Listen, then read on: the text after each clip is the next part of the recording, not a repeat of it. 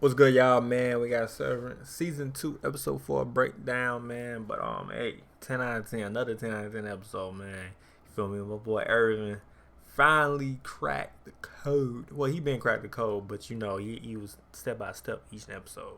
You feel me, man? Trying to see, like, is this the fake? You know what I mean? Trying to see this is a fake habit. Which he did on this episode. He cracked the code. You feel me? And, yeah, you know what I mean? And we could tell that's the fake one because she called him by his real name, Seth. You feel me? Not Mischief. Or Miss. Is it called Mischief? I think, yeah, some shit. But yeah, he, called her by her name. And I think that's why he was behind it too, though. But he was acting like, you know, don't sound like, you know what I'm saying? We don't know shit. But, yeah, though, man. But what's going to happen to Irvin, though, man? What is going to happen to Irvin? I miss my boy Irvin already. Damn. He damn bogus though. It ain't like he ain't had to do all that. But hey, I don't know. Mondays, ruining a camping trip, and who among us hasn't wanted to drown a coworker? Guilty. This week's episode of Severance is arguably one of the strangest episodes of TV I've seen in a long time. Yeah, it was strange. Ain't gonna lie, it was kind of creepy though. This is coming from a guy who's seen all of From. Could Helena be pregnant? What will happen to her? And is Mark a secret descendant of Dieter Egan? We'll be covering all this and more as we journey to Woe's Hollow. But be sure to like and subscribe. These marshmallows are for team players.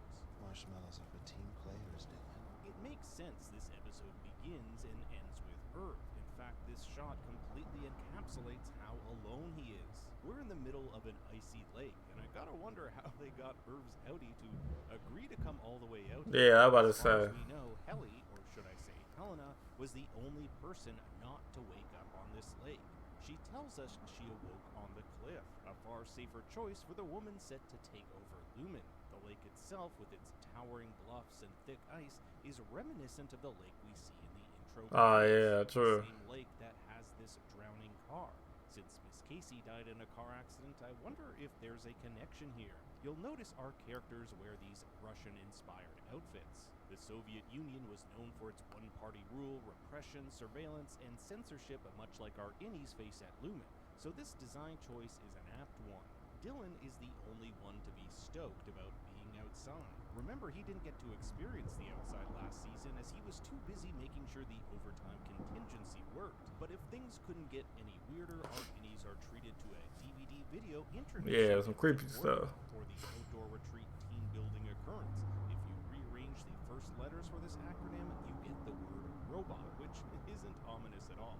There are a few interesting details here. For example, the image that appears on the title screen is the painting Kier invites you to drink of his water, which we saw in Season 1. You'll notice that the lakes in this painting vaguely resemble those of the Great Lakes. I'm curious if this place, which we'll find out is the Dieter Egan National Forest, is the inspiration for this painting. Believe it or not, this isn't the first time that Dieter has been mentioned. In episode 202, Milchik passes a bar which has a band named Dieter's brother playing. It's pretty obvious that this video was recorded a long time ago, and not specifically for Mark, Helly, Irvin, Dylan. Milchik talks about our innies experience meadows, thickets, and brambles, which you can't really see or do here because everything's covered in snow. This retreat is in response to the innies' desire to see the outside world. However, I'm not entirely sure that's true. Lumen needs MDR to complete the Cold Harbor file, so having them away from work for 2 days is kind of a big deal. And we don't really know how much time has passed since we last saw Mark undergo reintegration. There could be significant developments that have happened we aren't privy to, as this episode is told from the innie perspective. Our innies are to follow the path Kier Egan and his brother Dieter took as children, a story that is outlined in the mysterious Fourth Appendix, text that is forbidden on the Severed floor. The question of this tale's veracity is questioned by Helena, which is doubly interesting because she herself is an Egan. Her holding no reverence toward it, unlike Milchik, suggests it's all bullshit. The innies are to make their way to the Scissor Cave, where Kier tamed the Four Tempers.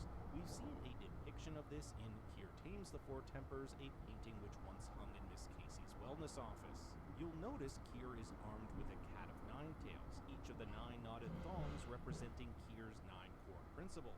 Something about me is that I know all 9 core lumen principles. These principles are featured prominently at Miss Cobell's, and make sure to mark it down at home if you're playing Kier Bingo. The painting suggests that in order to tame the 4 tempers, you'll need to master these 9 core principles.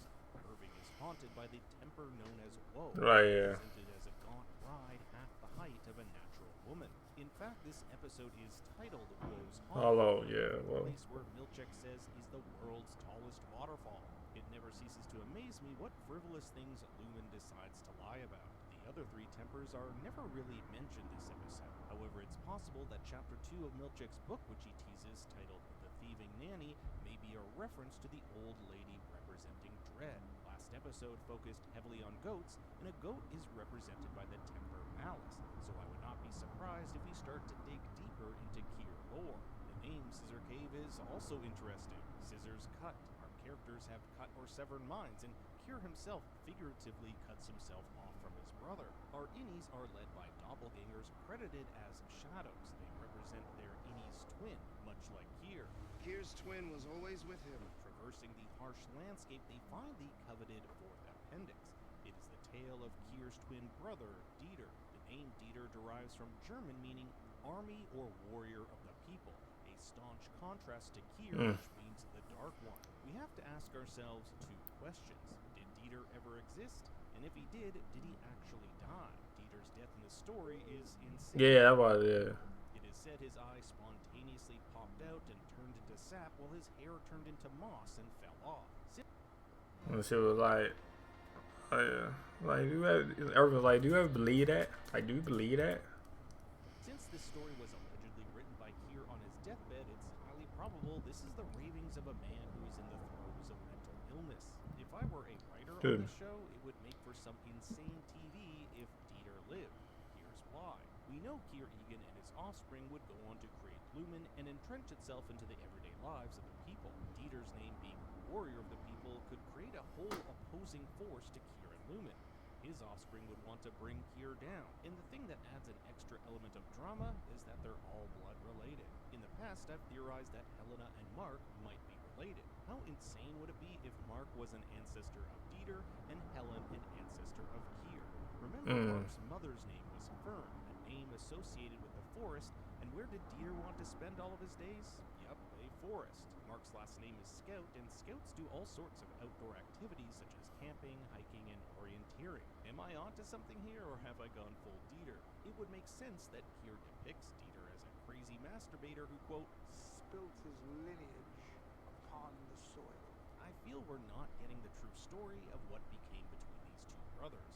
Also, the fact that they're twins makes this extra intriguing. They are 2 very different people in the same looking body, much like innies and outies inhabit the same body. Yeah. The conflict in this episode, however, is that between Irv and Helena. His distrust of her began all the way in episode 201 when she told her story of the Night Gardener. Over the course of 204, he'll go completely unhinged to prove that Helly isn't who she says she is, stating at the end the real Helly would never be that cruel. But more on that in a bit. Upon making their way to the Scissor Cave, the innies discover this macabre scene, with Mark stating this is probably a dead seal. As far as we know, Lumen isn't anywhere near an ocean, where seals need big bodies of water to feed. Then there's the state of its decomposition. I did some research, and there are instances of mummified seals which kind of look like what we're seeing here. However, these are only found in the Arctic and Antarctic, as the dry and cold climate allow for their bodies to be preserved. The leading theory is that some seals get lost during a snowstorm and can land as far as 40 miles away from the shore before succumbing to the elements where their bodies freeze to death. This golden hue might also be sad, as there is mention of Dieter's pus turning into it. However, that might be a bit of a stretch. But what do you think this thing is? And was it left there by Lumen? Milchek and Huang have dutifully set up... I don't know what that thing is, but it might be. Color of the innie world. Take a look at Mark checking out the torch. This would be the first time he's ever experienced fire. Now, Helena tries to win over Irving by making him a cute snow seal, but when pressured into revealing the truth of who she really is, she does not budge. This is all setting the stage for the eventual fight that will lead Irving into the woods. Man, I love this show. You have Huang jamming out on a theremin. Not only does it sound creepy as hell, but the entire instrument is played without physically touching anything. The notes are manipulated through electromagnetic waves. Not unlike how Ragabi manipulated these waves to reintegrate Mark. The whole thing is a metaphor for what's going on with our innies. Lumen is the player, and the innies the instrument to be played. While Milchick's story doesn't go over as intended, Irv continues on his crusade to reveal Helena's true identity. With a scathing jab by Helena, calling him a lonely man, to which he ventures out into the frozen night. Meanwhile, Mark and Helena get intimate in what could have the biggest implications for the entire series yet. What if Helena gets pregnant? Think about how much drama that's going to entail if it were to happen. First, you'd have Helly sharing this body. In season 1, she attempted suicide because of how much she hated her outie. Yeah. As a child, another attempt is likely out of the question. Then there's Mark's moral dilemma. He's having sex with this woman while at the same time looking for his wife. Yeah, I'm about to say. I mean, yeah, that's about to say it's Audi, so he technically, you know what I mean, but it's like, I mean, it's Audi though, so it's like, or any way you want to call it, or Audi, what you want to call it. The whole thing is a But, beautiful mess that's chock full of drama. It actually gets me excited, not in a Dieter way, just on where this show can go. As far as we know, Helena doesn't completely reveal who she is to Mark, but in an act I think is a moment of candor, she says, "We saw how she lingered on the kiss between Mark and her innie. There's some jealousy there. In the outside world, Helena has almost no autonomy. She does as she's told by her father and has been shaped by Lumen. Inside, however, Helly is her own person, unafraid to stand up to authority and be who she wants to be. While Helena may be free on the outside world, Helly is the one who has more freedom." Helena is someone who has to wear a mask in front of people, whereas Helly's just, there's no mask, there's no filter. There's this great juxtaposition between Mark and Helena, all cozy and warm in the tent, and Irv in the frigid cold. He experiences this surreal dream, being drawn to the luminous glow of his macro-refinement desk, just like the insects that swirl around it. Here, his co-workers include Bert and the Temper Woe. It makes sense he's haunted by Woe, as his character is literally undergoing a great amount of sorrow and distress. The file on his computer is Montauk, a hamlet in New York State. There just so happens to be seals in Montauk, but maybe that's just a coincidence. Montauk may even be a nod to eternal sunshine of the spotless mind. Another story which heavily involves the themes of memory and identity. We'll see the numbers on Irv's terminal morph into letters which spell out the name Egan. You can even make out the shape of Helena's face. This is the final clue Irv needs. Oh, damn. You can even make out the shape of Helena's face. I ain't even noticed that. Damn. The final clue Irv needs to connect Helena with being an Egan. Knowing the only person who have the power to send their outie to the severed floor is an Egan, Irv takes drastic measures to prove to the others Helena isn't who she says she is. He demands that Milchick bring Helly back, and it's here Helena cracks and orders Milchick to do it. In fact, he finally got, he said Sev, because they don't know Sev. Sev is the other, that's why he go there like, oh, you know, and I think Milchick know about that, but you know what I'm saying, that's how you see it. Notice she calls him Sev, Sev. his first name, Yeah. that we learned last episode only the outies know. Yeah. She calls over the radio for the removal of the quote Glasgow law. This is a very important detail. It proves to us that Helena never had the chip removed. Rather, there is a procedure that can be done to block the brain from switching over to its other severed half. Theoretically, this could mean innies and outies could bypass the switches found in the elevator and stairwell. Now, who was Milchick talking to on the radio? Yeah, that's what I was saying. However, I'd put a 1% chance it could be Gretchen, who we did see works in some sort of security or forest ranger type job, judging by her uniform. She also converses with her husband using radio terminology like copy that. With Irv having proven his point and putting the life of an Egan in jeopardy, he is immediately dismissed. I found it interesting that when Helena switches over to Helly, we hear the elevator ding, even though we aren't in the elevator. This was likely done to highlight to the viewer that there indeed was a switch. Now, Irv's dismissal is akin to a death sentence. By dismissing him, Lumen is essentially killing Irv's innie. While his outie's body remains, any remnant of any Irv will be gone. It's kind of fitting that it was Dylan who encouraged Irv to hang in there in episode 201, and now it's Irv telling Dylan to do the same. Hang in there. Yeah. The conclusion of this event will no doubt have consequences for episodes to come.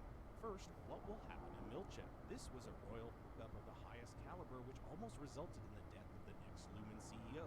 Will he be fired, and will Cobell come back? With the secret that Helena was Helly, Helly can now catch up with Mark and Dylan about what what she saw on the outside world, including her creepy talk with her dad at the end of the season 1 finale. That is, if they let her continue to work. We also don't know how Mark's reintegration. Yeah, that's what I say. And what about Irv? The episode ends. Yeah, what's gonna happen to Irv though? Switching back to his Audi. What is he gonna think when he wakes up to find Helly soaking wet, a furious Milchek, and these other people he's never seen before? I don't believe Irv's story is over. We still don't know what happened to him after he knocked on Bert's door at the end of season 1.